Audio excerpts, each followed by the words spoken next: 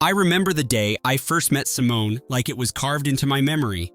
We were both in our late 20s, full of optimism and eager to start our life together. She had a way of looking at me that made me feel like I was the only person in the world who mattered. Her eyes sparkled with intelligence and humor, and her laugh was contagious enough to make me forget my own problems whenever she was near. I had never been married before, and I saw in her a future that could only be described as radiant. Our courtship was swift, with plenty of late-night dinners at cozy restaurants and shared cups of coffee on Sunday mornings. It felt like destiny that we would eventually stand before our families and recite vows, promising to remain faithful and true. Back then, I believed wholeheartedly in the power of love to conquer every obstacle. I had no idea that those very vows would someday be tested beyond my wildest imagination. But life has a funny way of catching you off guard, turning your world upside down when you least expect it. And so it happened. I found myself planning a surprise trip to see my wife during one of her business conferences. I never questioned her loyalty or her words until I stepped into that hotel lobby, uncertain and excited at the same time, carrying a bunch of roses like a fool in love. I had no idea my heart would be shattered. The air smelled of fresh linen and unfamiliar perfume, but I brushed aside any nagging doubt. After all, this was my wife, and I trusted her more than anyone. As I crossed that threshold, I felt like a hero returning from war, ready to sweep her into that long-awaited embrace. My plan was simple: show up unannounced, whisk her away from the monotony of conference lectures, and spend a passionate weekend together in the city. I had mapped everything out, from the restaurant that served her favorite tiramisu to a late-night jazz club that promised soulful melodies. For weeks, I had saved up enough money to upgrade her hotel room, ensuring it had a panoramic view of the skyline. The roses in my hands were meant to be the finishing touch on a grand romantic gesture. I was giddy with excitement, feeling like a teenager again, breathless at the thought of seeing the look on her face when she realized I had come all that way just for her. As I stepped out of the elevator on her floor, I saw a familiar figure rounding the corner. It was Greg, one of her coworkers I had briefly met at a company picnic months before. At the time, he seemed harmless enough. A bit too smooth, perhaps, but I never considered him a threat. The idea that something untoward might be happening between them didn't cross my mind. In fact, I offered him a friendly greeting, half expecting him to be as surprised as I was. But he seemed nervous, almost jumpy. I noticed the flush in his cheeks and the way he tried to avoid my eyes. Suddenly, a spark of doubt ignited inside me, fueled by the unmistakable panic I saw flicker in his expression. Something was off, and as I approached my wife's hotel room door, the knot in my gut tightened. I paused, gripping the roses tighter as if they were my lifeline. My heart began to pound harder, a silent warning of the devastation about to unfold. Something told me this was no ordinary surprise. I knocked gently at first. When Simone opened the door, her hair was disheveled, her blouse partially unbuttoned. The instant her eyes met mine, I saw terror and guilt in their depths. The last time I had seen that expression was when she once broke a priceless vase at my mother's home and tried to conceal it. But now, it was 1,000 times worse. I couldn't bring myself to speak. My arms, still holding the bouquet, felt suddenly numb. The air between us was thick with unspoken accusations and raw disbelief. Then, like a slow-motion nightmare, Greg appeared behind her, shirt half untucked, his face sporting the same horrified look. Neither of them spoke. Everything I'd feared in the last 2 minutes was now a stark reality in front of me, laid bare without the courtesy of any flimsy excuses. I felt my hands shaking, and the roses quivered as though they too sensed the betrayal. Simone tried to stammer something about work, a meeting, some ludicrous explanation that died in her throat. Greg was equally useless, not even bothering to pretend this was some misunderstanding. My world collapsed in that moment, every certainty about my life reduced to rubble. Perhaps the worst part was the single tear that slid down Simone's cheek, some mixture of shame and regret that only angered me more. I was not about to be swayed by crocodile tears. The damage was already done. The only words I could manage were a shaky whisper, "Why?" The question floated in the suffocating air, demanding answers that neither could give. Finally, after an eternity, I dropped the flowers at her feet. the soft petals scattered across the carpet like a final salute to whatever remained of our marriage. In that instant, I decided there would be no forgiveness. I walked away without another word, ignoring Simone's frantic attempts to stop me.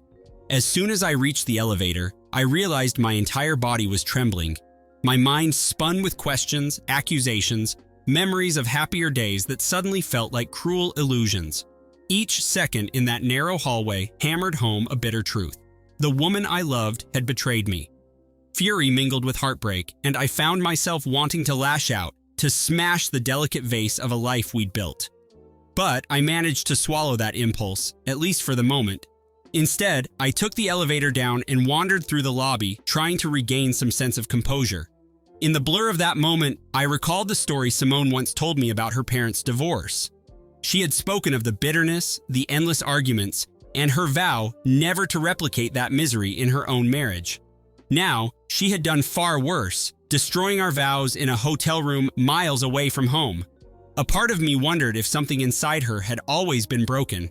I felt a sickening sense of irony creeping over me. I had never believed I'd be the kind of man who found out about infidelity in such a cliché scenario. Affairs happened to other people, not me. I ended up sitting in the hotel bar, my hands wrapped around a glass of whiskey I couldn't bring myself to taste. My wedding ring felt like a shackle, a burning reminder of how foolish I'd been. I replayed the scene over and over in my head, each time feeling a fresh stab of pain. The memory of Greg's face hovering behind my wife's shoulder was more than I could bear. Revenge started to form in my mind like a whisper. I didn't care about confronting them together or launching into a tirade. Those were too small, too fleeting. No, I wanted something more potent. Over the next few hours, my shock morphed into a strange clarity. I recalled Simone's phone passcode, the passwords to her email and social media accounts that she'd once freely shared.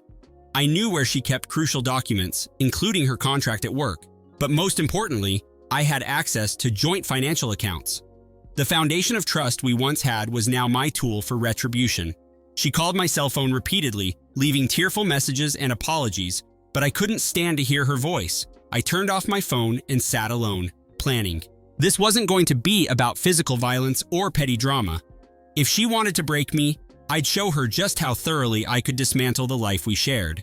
I started by checking our joint savings online, transferring a large chunk into a separate account under my name. I told myself it was only fair. After all, the money was as much mine as it was hers. Then I carefully documented every trace of her affair that I could find. Text messages, incriminating photos, call logs. My hands were steady as I compiled a damning folder of evidence. If she thought I was going to slink away quietly, she was sorely mistaken. I also arranged a meeting with a divorce attorney recommended by a friend.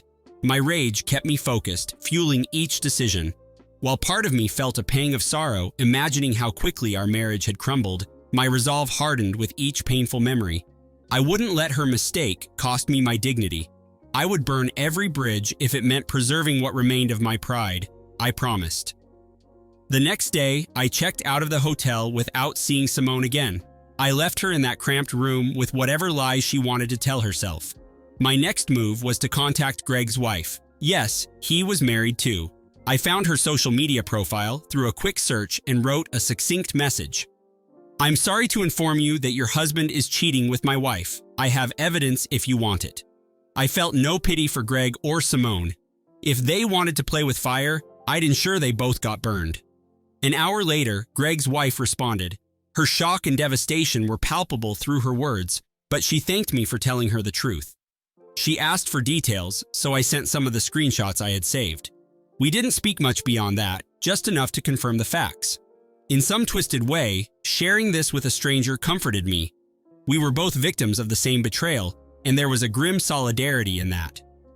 Meanwhile, Simone's messages grew more frantic. She begged me to talk, to let her explain, but I couldn't see how any explanation could justify what she did. At one point, she threatened to fly back and track me down if I wouldn't pick up the phone. I almost laughed at the desperation. Maybe she was terrified of how I might retaliate, or maybe she truly felt remorse. I didn't care which. That evening, I met with the divorce attorney. He was clinical, unflinching in his approach. I handed over the evidence, laid out our financials, and explained the situation. He nodded, took notes, and gave me a clear path forward: file for divorce on grounds of adultery, freeze assets where possible, and prepare for a fight. Within days, Simone flew home, demanding to see me in person.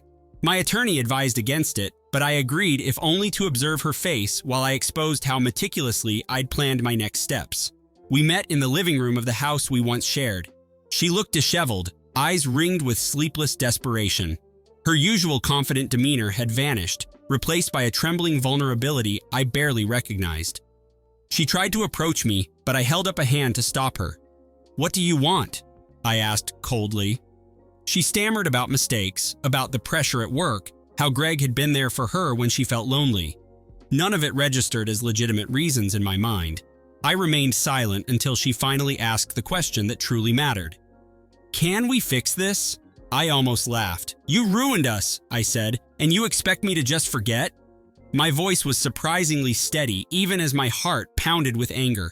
She burst into tears, sobbing that she would quit her job, cut off all contact with Greg, do anything I asked. But it all felt hollow.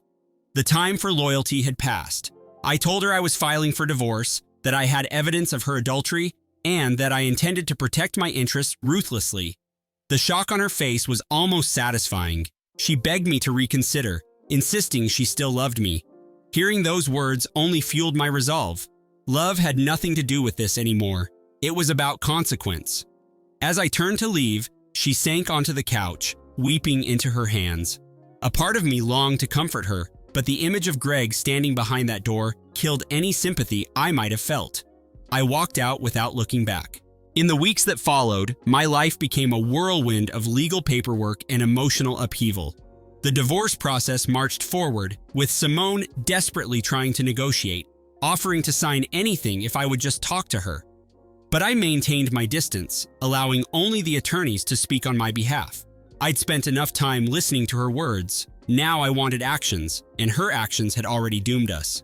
At night, I sometimes wrestled with grief. I had loved her once, deeply and without reservation. The betrayal haunted me, replaying in my dreams. Yet, every time I felt a twinge of regret, I recalled the scene in that hotel room, the raw terror in their eyes, and my resolve hardened again. She'd made her choices. Now, she had to live with them. I learned through mutual friends that Greg's wife had filed for divorce as well. The office gossip was rampant, tarnishing Simone and Greg's professional reputations. A couple of Simone's high-profile projects were reassigned, and Greg faced a possible demotion. While it didn't erase my pain, a vindictive part of me relished the idea that they'd pay for their betrayal both personally and professionally. It felt like karmic justice.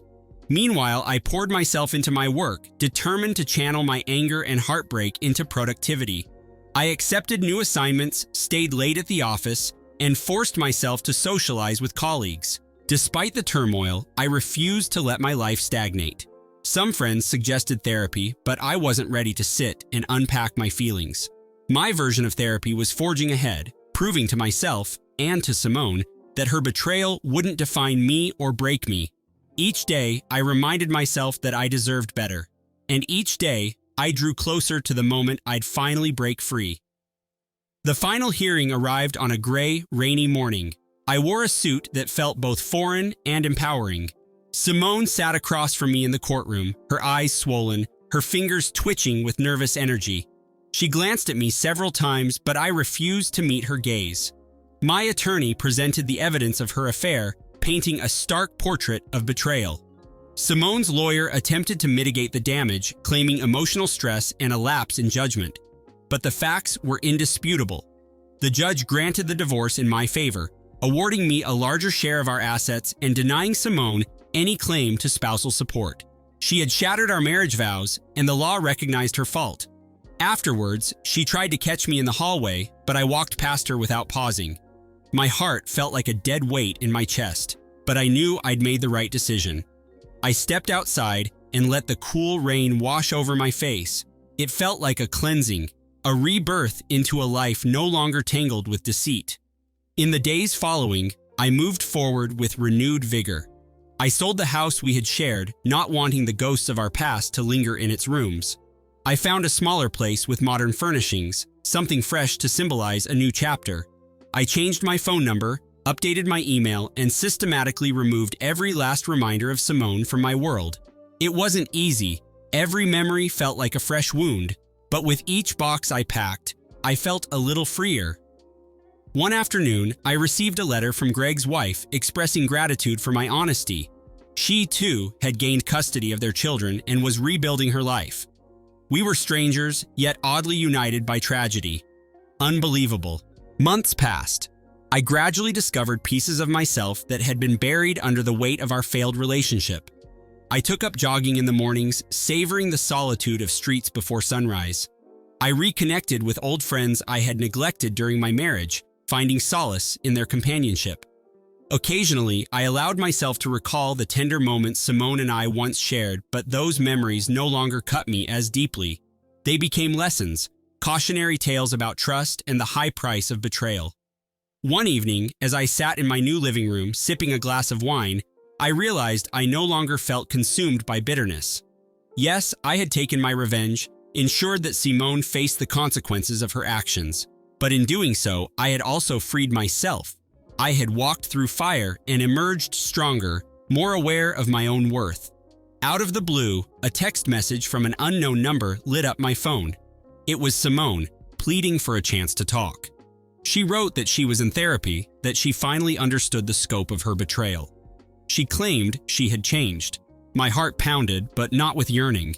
I felt only a gentle pity that quickly dissolved into resolve.